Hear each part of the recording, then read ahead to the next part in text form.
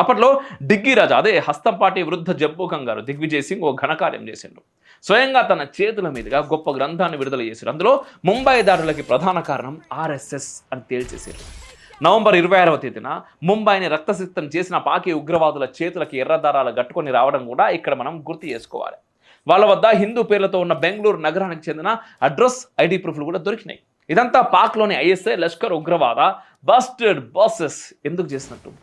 కసబ్ గారు కూడా మిగతా వాళ్ళ చచ్చిపోయి ఉంటే వారంతా హిందూ ఉగ్రవాదులేనని ప్రపంచం ముందు బుకాయించడానికి. అప్పుడు సోనియా, మన్మోహన్, రాహుల్ గాంధీల యూపీఏ సర్కార్ ఏం చేసేది?